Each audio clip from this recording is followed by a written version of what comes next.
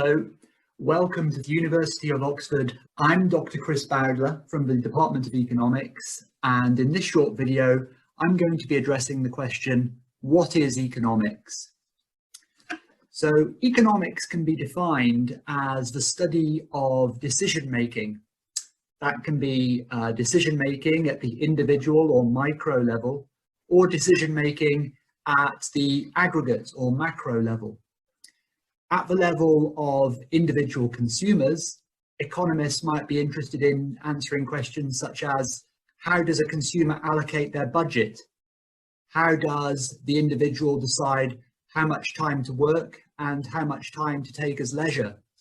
Individual firms will need to decide to what extent they should raise production and what methods they should use in order to complete that production. At the aggregate level, decision-making might take the form of government decision-making. To what extent should governments raise taxes in order to undertake government spending in certain areas of the economy? Should central banks raise interest rates in order to tackle problems of inflation? Or should central banks be using their monetary policy strategy to address problems such as unemployment?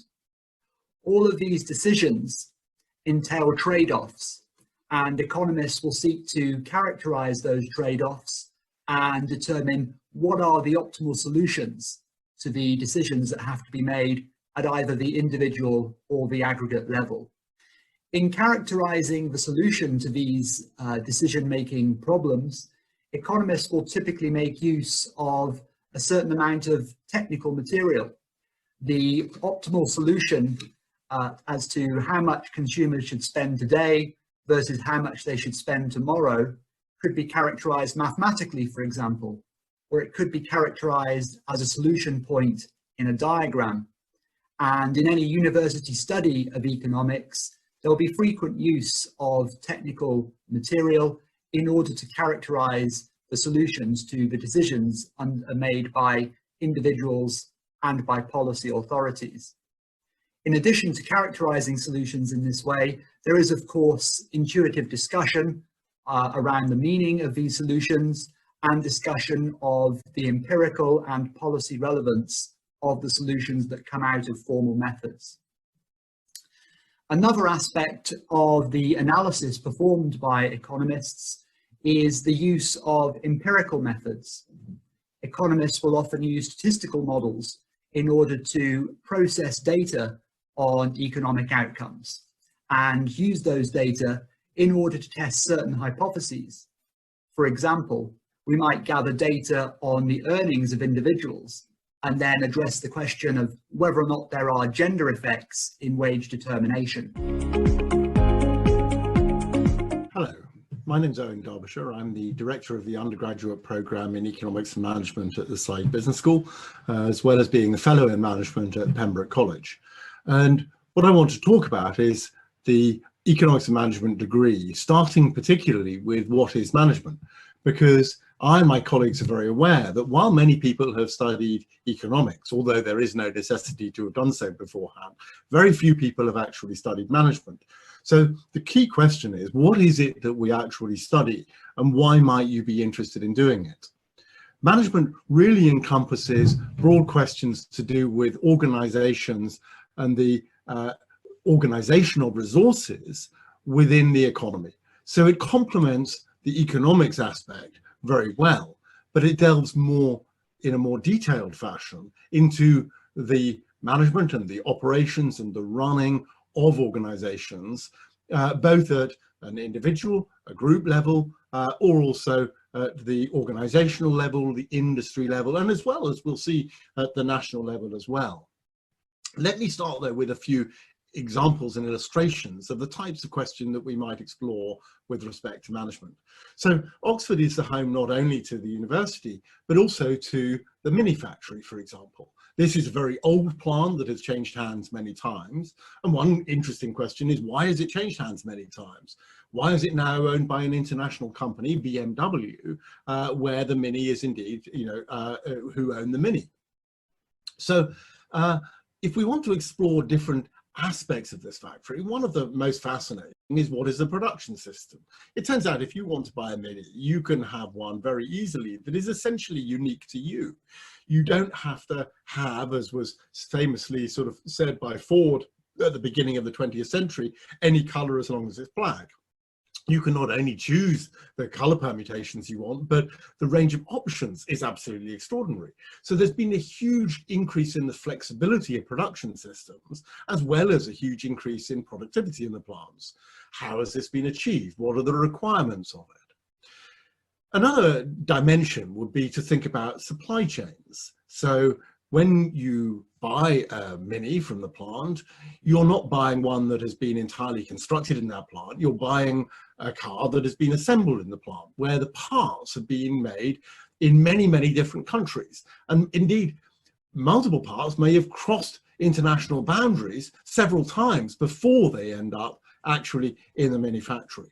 So there's a really important question of understanding how goods move and how economies are interrelated through these supply chains. Now, that was a question of the utmost importance with respect to the NHS in the COVID crisis, because many of the personal protective equipment that was required actually were produced in different countries, but components of those could be produced elsewhere.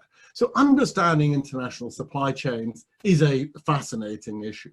Another issue that we might want to think about in relation to automobiles is the climate crisis, and actually how do we transition from an economy that is based on carbon to one that is based on renewable sources? What role, for example, do electric vehicles play in this? And what does that mean for the production systems, the infrastructure that is required for those to ensure that we have sustainability?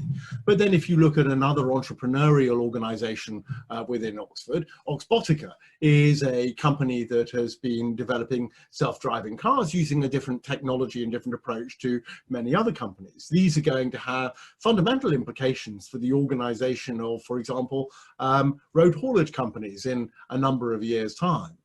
There are also critical questions about the shake-up of the automobile industry, because of what we've seen with Tesla is that they have a tendency to disrupt the existing incumbent suppliers of cars. And new competitors will be able to come in because the technological advantage that many existing companies had in combustion engines is no longer as important as we go to the future. So technological change, innovation, changes the shape of industries, it changes which firms dominate, and it leads to a great renewal. Now, that would also be true with a company like Uber. Now, Uber have shaken up the taxi market by bringing an app which is then available for you to summon a car incredibly quickly. But one of the consequences of this is it has significant implications for taxi drivers. It reduces some of the monopoly. Therefore, it shows an interconnection between the structure of the market and how it is regulated and which firms thrive. In other words, you can see there a very good example of the interrelationship between the economics dimension and the economics of industries, the political regulation, and which firms thrive and which don't.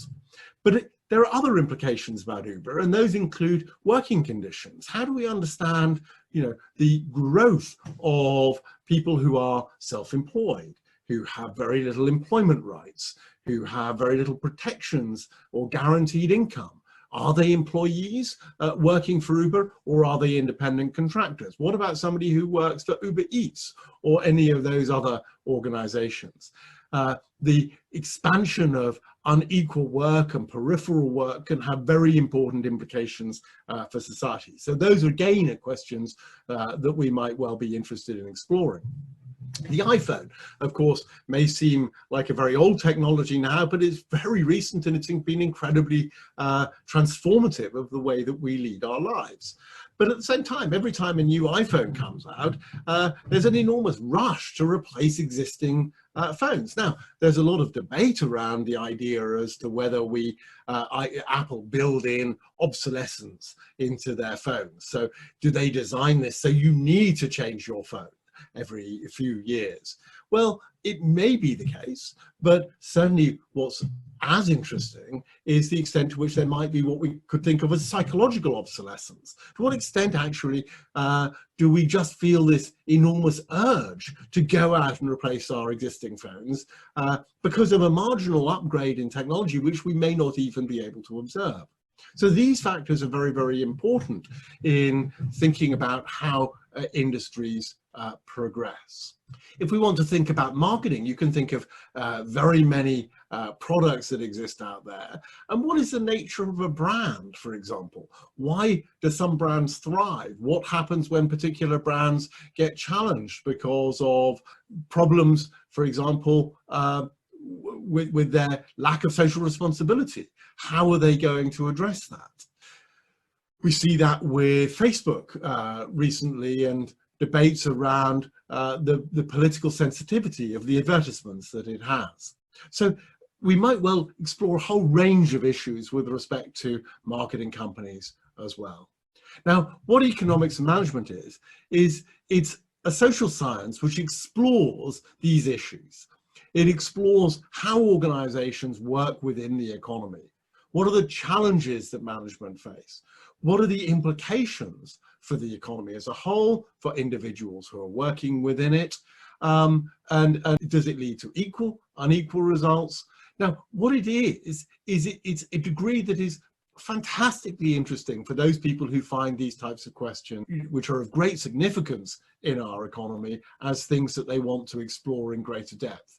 But it is, however, a social science. We are exploring these questions in an academic and an analytical fashion to try to really dig down deep and understand them. What it is not is a vocational course. So you're not doing a business studies degree. It's not, as I said earlier, an undergraduate version of the MBA. There's no work experience required beforehand. There's no opportunity for work experience as part of the course. Now, plenty of people who do the degree will do internships in the summer vacations in particular, but these are not part of the course. So it is important to understand that you're not being taught how to do things. You're studying them for the interests that they have. Now, of course, once you can understand something in greater depth, you have the potential to go on and take that information and that deep depth of understanding into the workplace. And what's certainly true is that the graduates in economics and management go on to a fantastic range of jobs, whether they're looking in industry. Now, that could be from a marketing perspective, it could be a general management perspective. Many go into entrepreneurial activities, if not immediately from the degree, but then a few years later. Some do go immediately after their degree, but many go a bit later. Some go on to further study, others might go into finance or consulting.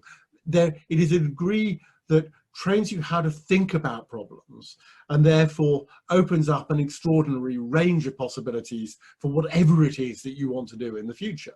At the same time, I guess it would be wrong to recognize the fact that although it is not a vocational degree, the quality of the jobs that E&M students go on to get is fantastic and reflected in the fact that actually E&M students have become the highest earning students for any particular degree subject in the country a number of years after graduation. So here are some statistics showing the highest earners 5 years after graduation. This came from the Department for Education, and what you see is very high earning. But of course, that's not the point of us in designing the degree. We're designing one that explores the institutions in society today which have a fantastically important impact upon the lives of everybody. Now, if you want to think about what that range of topics we might look at include, they include marketing, as we've talked about. They include strategic management. How is it that companies think about what it is that they are going to do? How do they direct the resources internally? Is this all planned, or does it evolve and emerge? And how do organizations evolve, and how do they experiment over time? We might look at organizational behavior. This is the behavior of individuals, of groups. It includes the politics of organizations, because organizations are not purely rational structures. They're structures that are inhabited by people with all of the complexities that people have. In other words, there is an economic aspect to it, but there are psychological aspects to thinking about management. There are sociological aspects, there are anthropological aspects. It's a really diverse field in which you can bring different lenses to understand the economy and society. Technology and operations management looks more at some of the questions I was referring to before with BMW, including supply chains, how is production set up. Some of my colleagues, on the other hand, will look at this from a historical perspective. So there's an opportunity for global business history. But we also get into more quantitative aspects when we're looking at finance or even accounting. And everybody needs to have an understanding of those to think about how organizations work and how, for example, in the COVID crisis, issues like cash flow can be critical for the survival of organizations. And we'll look at entrepreneurship, the development of new ideas and new organizations and how they may thrive, how they may struggle, how they may displace existing organizations as well. So there are an enormous range of topics that we look at, which everybody who has an interest in this area can engage in very, very well. We're looking also at different lenses. We're looking at different levels. So we care about the individual level. We care about how individuals act. What are the pressures on individuals? How do individuals make decisions? How do they interact with others? But then we've also got to understand that organizations are built up of groups. And those groups then go together to form the organization. Those organizations then go to form the industry and the nation and internationally. So we explore different lenses of organization to try to think through the full set of implications. Again, it's this variety of ways of looking at organizations and the economy that makes economics and management such a rich degree.